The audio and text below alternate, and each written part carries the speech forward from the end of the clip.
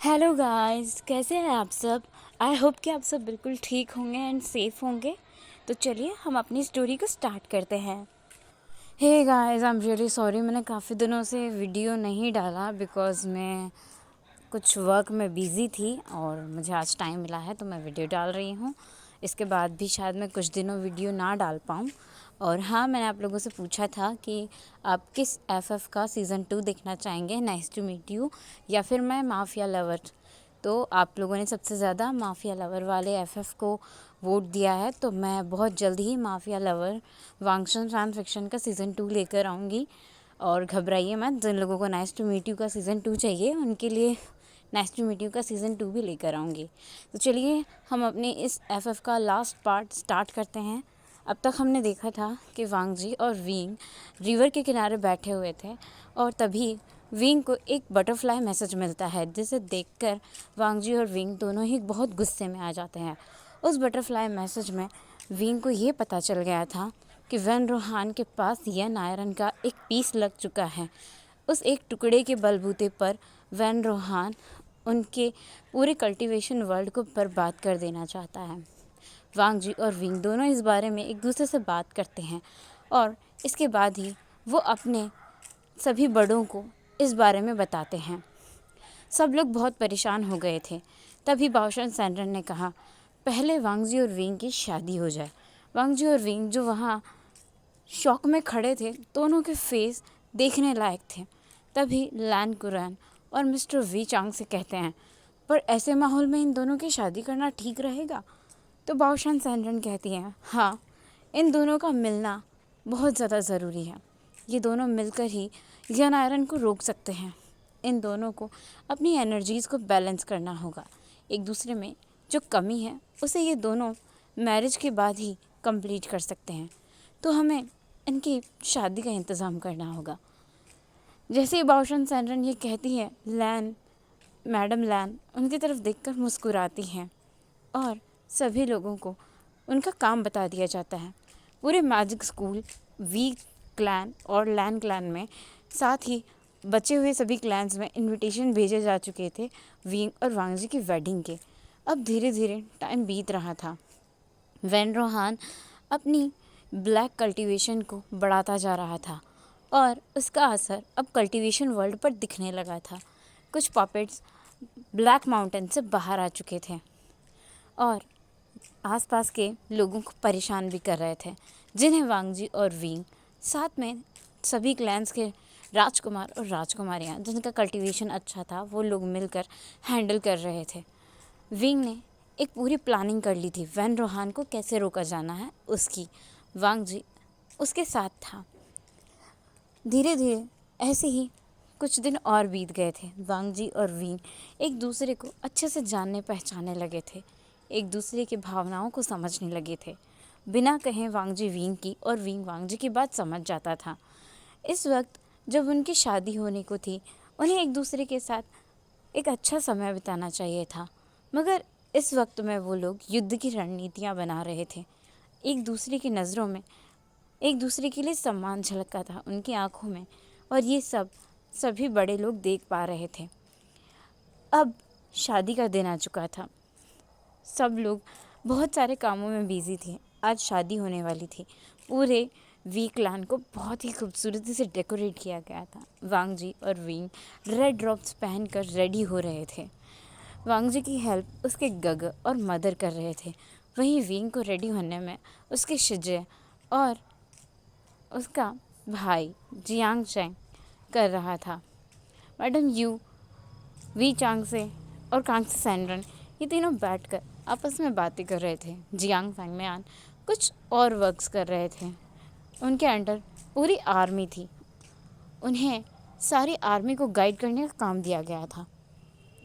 अब शाम हो चुकी थी। वेडिंग हॉल में सब लोग इकट्ठा हो चुके थे। वेडिंग सेरेमनी भी स्टार्ट हो गई थी। विंग और वांग जी एक दूसरे के सामने खड़े हुए थे। प्रीस्ट रिचुअल्स परफॉर्म कर रहे थे और बारी बारी से विंग और वांग जी उन्हें रिपीट कर रहे थे। वेडिंग कंप्लीट हो जाती है।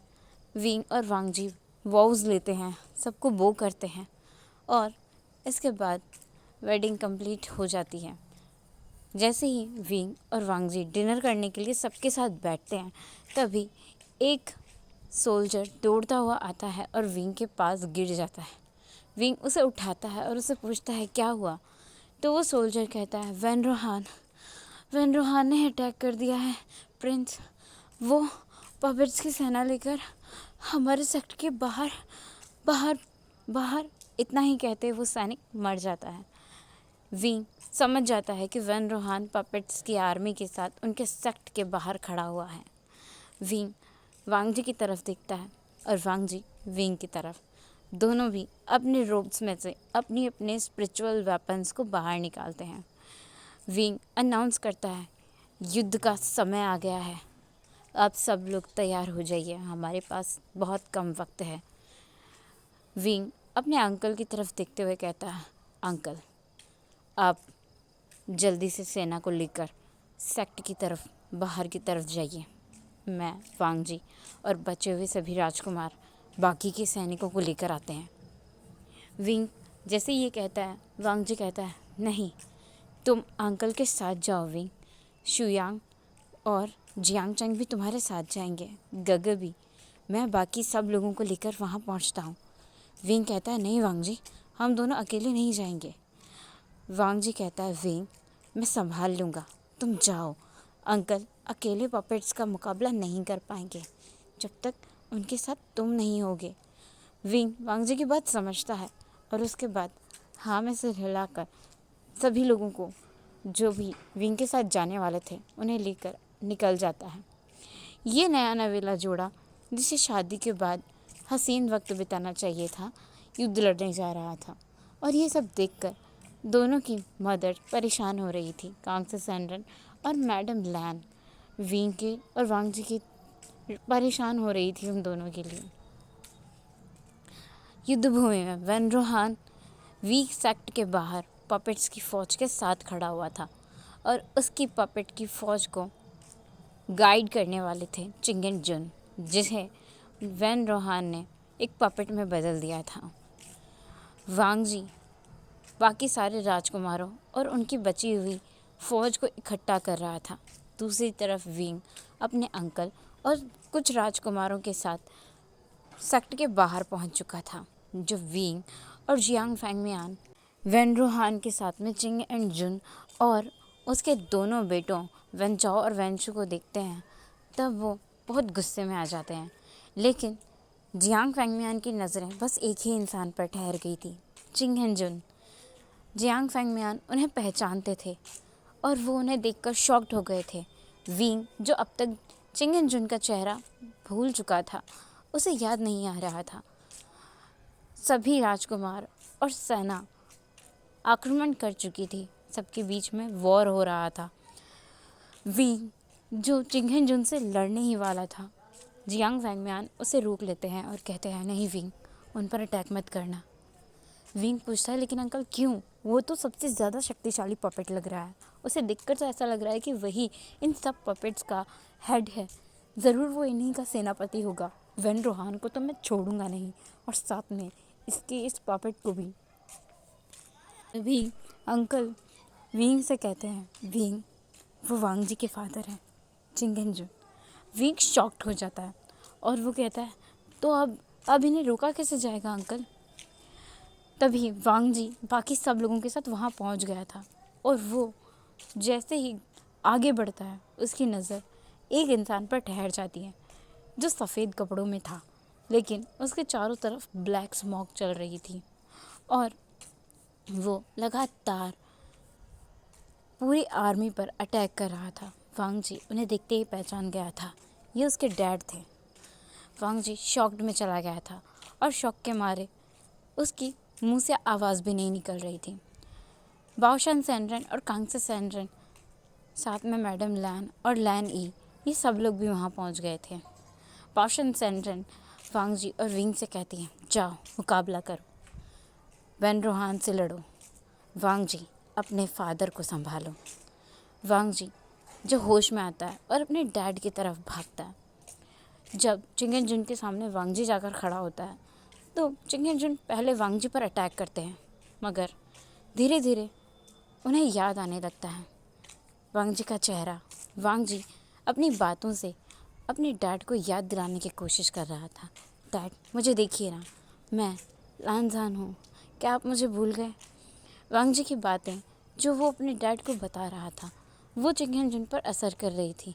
वो पूरी तरीके से उस पावर के कंट्रोल में नहीं आ पाए थे। वो एक बहुत ही शक्तिशाली कल्टीवेटर थे, जिसकी वजह से वो अभी भी पूरी तरीके से यन रहे के कंट्रोल में नहीं थे। अब जैसे ही चिंगेन जिन को याद आने लगता है, वो युद्ध करना बंद कर देते हैं और एक जगह पर खड़े हो जाते हैं।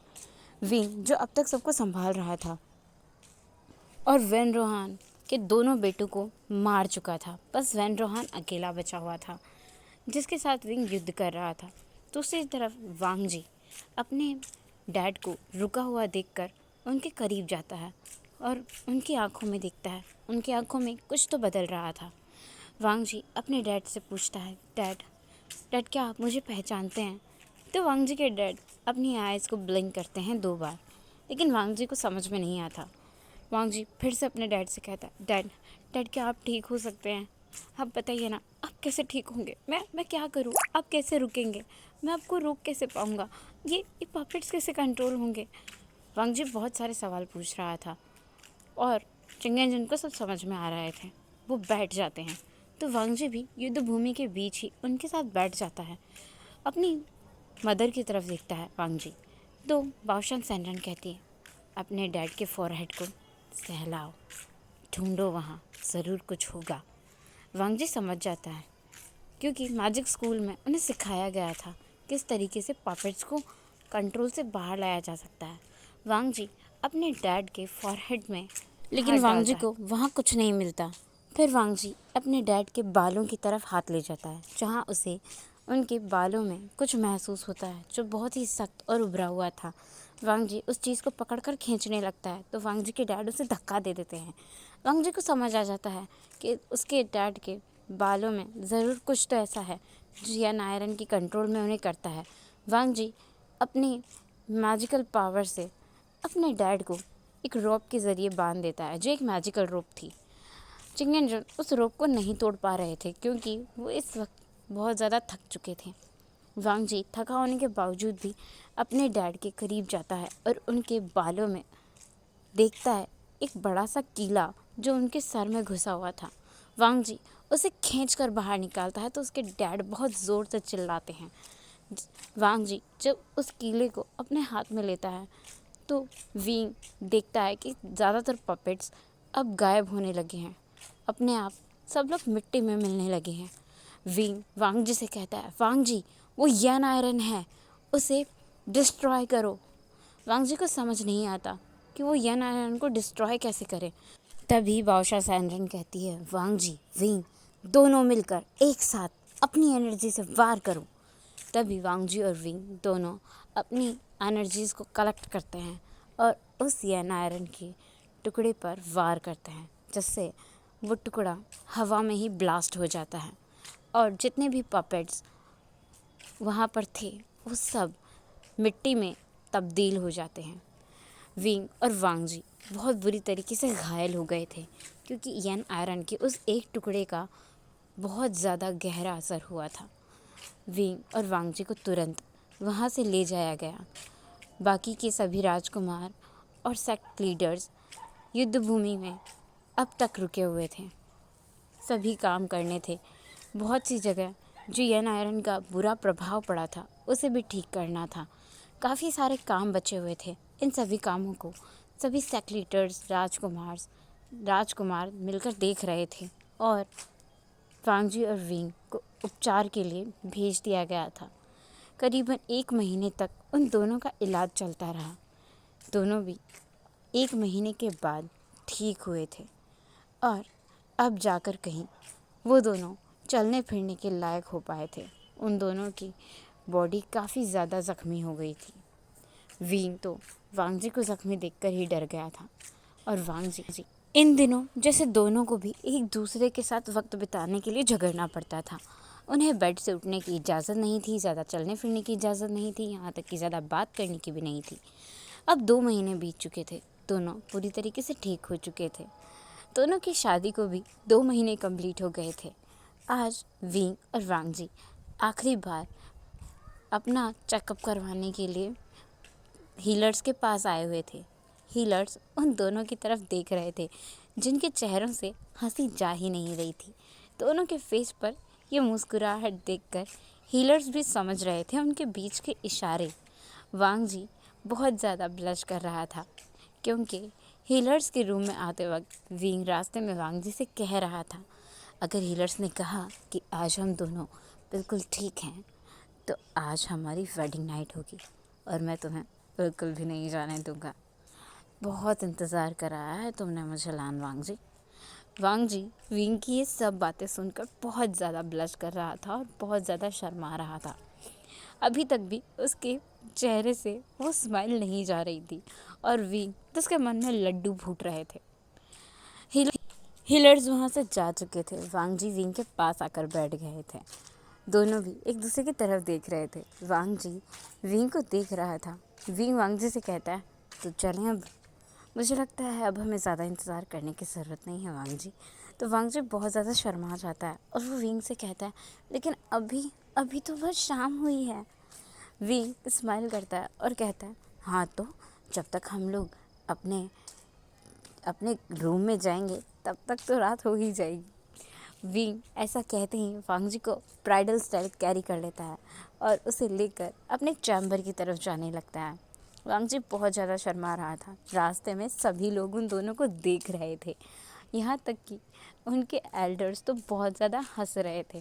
वांग जी के डैड वो भी वांग जी को देखकर हंस रहे थे। बाओशान सैनरन जो उन सब की तरफ देखकर अपना गला साफ करती है और कहती हैं, अभी उन दोनों को अकेला छोड़ देना है। 1 महीने के लिए उन दोनों को किसी भी तरीके के काम के लिए नहीं कहना है। जो भी काम है वो तुम लोग देख लेना। सब लोगों के मुंह खुले के खुले रह जाते हैं और बाओशान सैनरन और लैन ई वहाँ से चले जाते हैं। बाकी सब लोग तो एक दूसरे को व्यस्त दिखाने की कोशिश कर रहे थे और इधर वांग जी और विंग दोनों अपनी ही अलग दुनिया में व्यस्त हो गए थे। वेडिंग नाइट जो उन्हें अब सेलिब्रेट करने को मिल रही थी, विंग शाम से लेकर सुबह हो जाती है तब तक वांग जी को नहीं छोड़ता। सुबह के 4 बजे जाकर विंग वांग जी से अलग होता है। फिर दोनों एक दूसरे को कडल करके सो जाते हैं। सो गाइस, ये था इस स्टोरी का लास्ट पार्ट। मुझे लगता है आप लोगों को ये स्टोरी ज़्यादा पसंद नहीं आई थी, इसीलिए मैंने इस स्टोरी को आज एक ही पार्ट में ख़त्म कर दिया। Thank you so much for watching. Bye bye. मिलेंगे माफिया वांगशन ट्रांजैक्शन के साथ। Bye bye. हे गाइस, आज के लिए बस इतना ही। हम मिलेंगे नेक्स्ट पार्ट में। तब तक के लिए आपको वीडियो कैसा लगा प्लीज़ कमेंट करके ज़रूर बताना। Thank you for watching. Bye bye.